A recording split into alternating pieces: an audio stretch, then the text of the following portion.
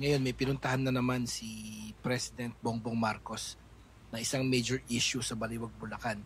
Siya mismo nag-inspect ng isang flood control project sa Barangay Piel. At ang nakita niya ay nakakagulat. So nagsimula yung araw namin na maagang maaga. Bumiyahe na kami papunta dun sa Barangay Piel sa Baliwag, Bulacan. Siguro mga 3 oras bago yung nakaschedule na pagdating ng Pangulo, nandun na kami sa area. Pagdating dun sa lugar kung saan magaganap yung inspection, hindi agad ito yung mismong lugar, kaya kailangan maglakad pa ng halos magdadalawang kilometro papunta mula doon sa binabaan namin hanggang doon sa kung saan magaganap ang inspection. At yun, the usual, nagkaroon ng instruction mula sa Maro kung ano mga gagawin namin. Yun, nagpunta na kami doon sa site. Medyo mahirap talaga siyang puntahan dahil unang-una maputik, tas tatawid ka dito sa napaka-kitid na tulay at gawa lang sa kahoy, kaya lahat ng yapak mo talagang titignan mo. Yeah, sa mga ganitong klaseng coverage, dapat makakuha ka ng wide shot kung saan yung sinasabi nga nilang flood control project na hindi natuloy.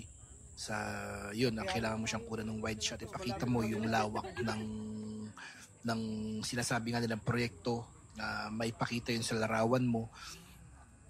Medyo ingat ka lang sa paglalakad dahil sobrang napakaputik talaga at mga sapatos namin kitang-kita talaga lubog na sa putik. Makalipas ang ilang oras ng paghihintay, yan, dumating na yung chopper na kung saan dulan si President Bongbong Marcos. At yan, sakay ng golf cart, dumiretso na siya dun sa site kung saan magaganap yung inspection. KJ, excuse me. So ayon sa official documents, 220-meter river wall project na worth 55 million pesos ay kumpleto na daw. Pero nung pumunta si PBBM sa mismong site, walang-wala. Walang construction, walang wall, walang kahit anong bakas na may nangyari. As in ghost project talaga. Grabe, ang sinabi sa papel, finished na raw. Pero sa actual site, zero. Natural lang na masyak at magalit ang presidente. Sino ba naman ang hindi? President Marcos said he was just not dissatisfied.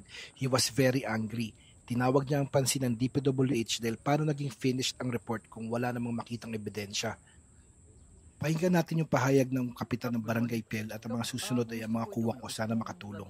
Project na in-inspect po ng Pangulo Bongbong Marcos ngayong umaga. Ano po? Papatapos naman na po dito sa Barangay Piel. Opo. Flood control project. Opo. Kaya nga po nung nasabi ko kay Mr. President, kung isang linggo may lumapit po sa akin na contractor na sila daw po yung gagawa ng 220 meters. Opo. Dito po. Pero nung nakita po nila yung site, parang nahihirapan po sila dahil yung mga gamit po siguro nahihirapan silang hakutin. Opo. Kanya po ang sabi na lang po nila, tumawag po at ang sabi po nila ay patutuloy na lang po nila dito sa nakakontrata nito. Yung katabing project po. Yun po ang sinabi. Halos papatapos na po dito sa